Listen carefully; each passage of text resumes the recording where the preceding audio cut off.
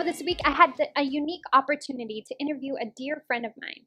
And a few years ago, I had the opportunity to be a part of a cohort of women, female leaders from all across the Foursquare denomination through a program called WIML, which is Women in Ministry Leadership. And so it was really, really great to meet lots of different women. But the woman who was leading that particular cohort is Pastor Marion Ingegneri, and so she is an incredible woman. She does so many things for God, but this woman is leading 5 churches in the Phoenix area. I mean, she is a very powerful and strong leader and confident in the calling of God on her life. So I sat down this week and I said, "Tell me about that. What was it that encouraged you, or how was it? How did you know you were supposed to step into this calling?" And here's what she said. So, because I started so many years ago when really it wasn't common to see a woman in ministry. I mean, even when I was young, you would see women judges and women attorneys and women in corporate world, because I was born in 55, but, by the time I'm, in my 20s, it's 70s, late 70s. And so we saw women doing things in our culture, but we didn't see them doing it in the church. And when I got saved, I didn't think anything of it that women didn't do things in the church other than clean and take care of babies, Mhm. um, and organize events, but they didn't have any significant voice. But I didn't think anything of it. Just didn't even occur to me to think anything of it. And then I started getting a call from the Lord, Mhm. and that kind of blew me away. And I think I've told you my story before, that my whole calling from the Lord, when I got a prophetic word that I would lead women leaders, my question wasn't that I would lead them, but what is a woman leader? Yeah. So from that moment to about 7 years later, I found myself being hands laid on in that church that had never really had women leaders, being among the very first that they ordained as pastors. And and for me, it was just aligning myself to the word. Mhm. I always knew when I was young that I would lead something. I knew that leading was part of me, Mhm. but I thought as a believer I had to do it in corporate world. Yeah.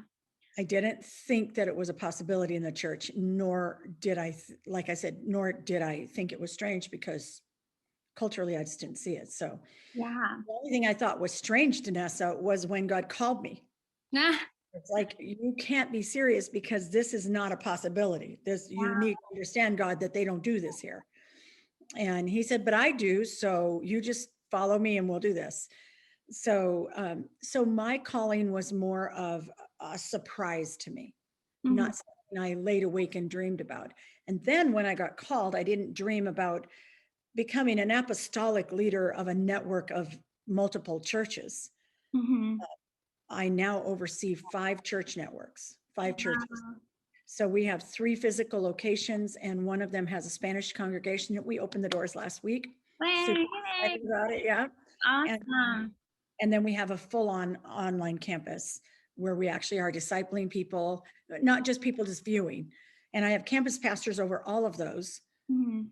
and I oversee the whole network of these 5 works. Wow. And so is that all in the Arizona area or?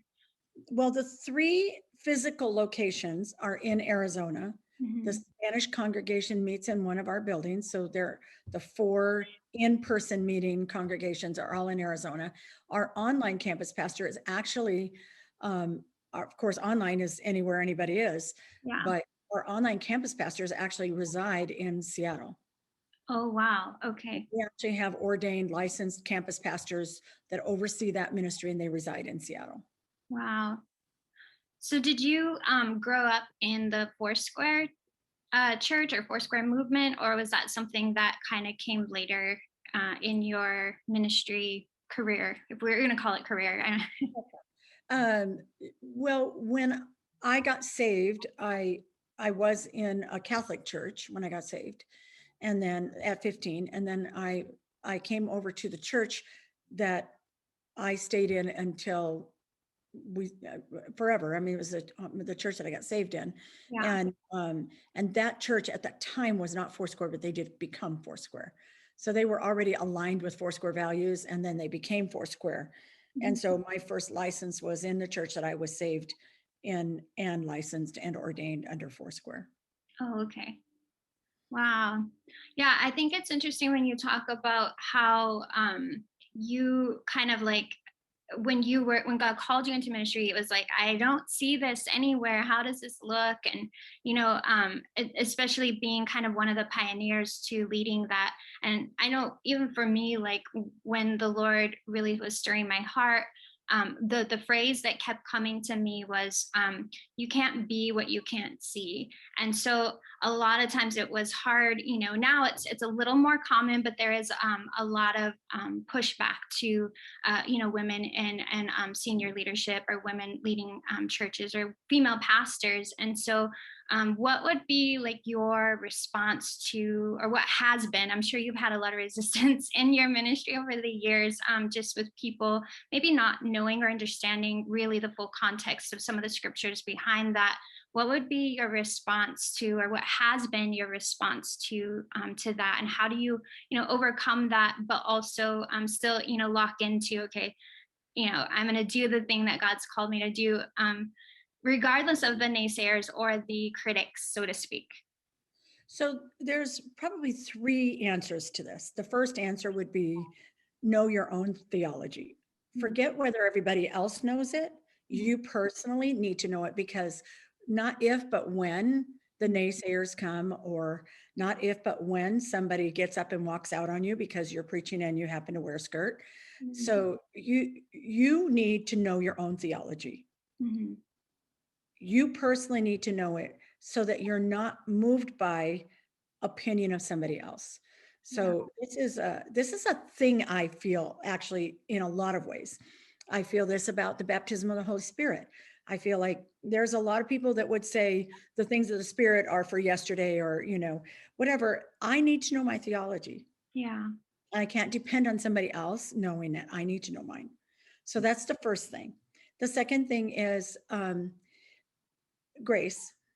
Grace for those that were taught something different, Mm-hmm. that really believe with all their heart that the best they can do is get up and walk out. Mm-hmm. And the third thing, probably the most important thing, is lead well. Mm-hmm. Lead well, and don't blame your bad leadership on your gender. Mm-hmm. You have to be an excellent leader, whether you're male or female, Yeah. because good leaders have lots of followers. Mm-hmm. And people that thought they couldn't follow a woman, they may not have their own theology about it. They just might have an idea it's a bad idea. Mm-hmm.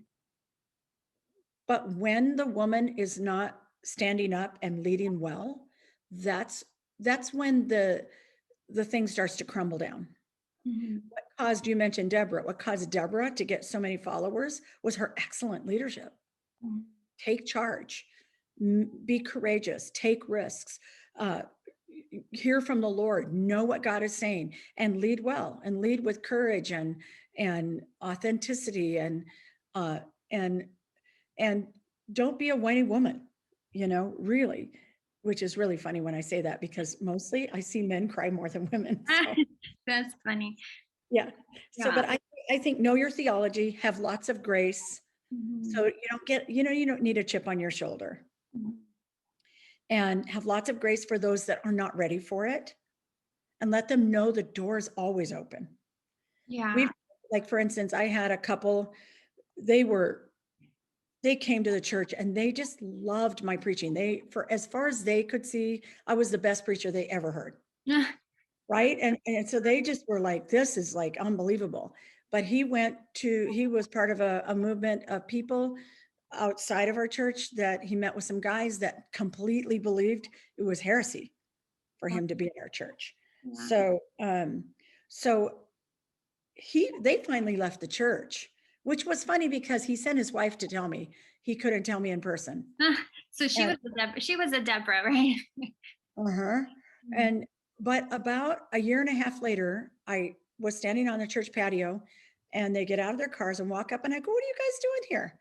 But again, remember grace and Mhm. open arms, because they might return. And he goes, "I looked at the Bible and I can't find a reason why I can't listen to the best preacher in town." Wow. That's And told my friends they were wrong and I can see it. So, Mhm. and again, providing that theology for others, which is what I've created that video series that will really help a lot. Mhm. Um, but providing that theology in a way that they can look at it and see that you're not walking in heresy, that you have biblical foundation for what you're doing. Yeah, no, that's really good and very very wise and profound, and um thank you for sharing that part of it too, because I think it's not enough just to say, well, I want to do this because I want to do this, but you have the backing of the Holy Spirit, you have the call of God, you have the biblical foundation, and then you have the skill set, you know what I mean? And that's, I think that's like all the things encompassed. And yeah, we definitely, I'm very impacted by your ministry and your life. And so thank you for taking the time to do this. And, I think about like, the fact that, we're church planters, we're trying to manage a small group of people and really, lead a small group of people.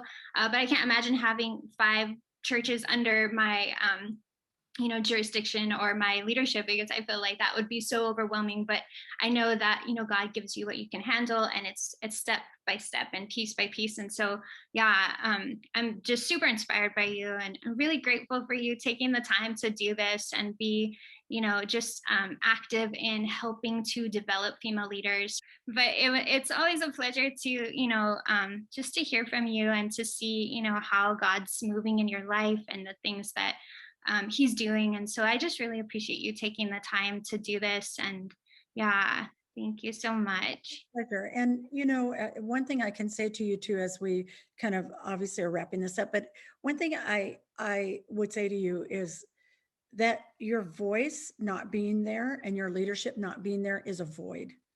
Mm, And whenever it feels like it's hard, remember it's so necessary.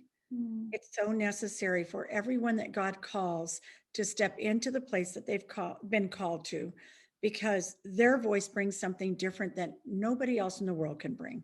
yeah, yeah, that's so good. And so you don't want to leave your church or those that you love, that are following after you and your husband or your ministry, or for anybody that's listening to this. When God gives you gifts and talents, and he's fearfully and wonderfully made you. And according to Ephesians 2:10, he's given you works that you should walk in them. And he Mhm. put those works in you beforehand. Then we should walk in those works. We should walk in the fullest of our calling in every way, shape, and form. Yeah, so And remember that if you don't, somebody that would have followed your voice is missing from the family.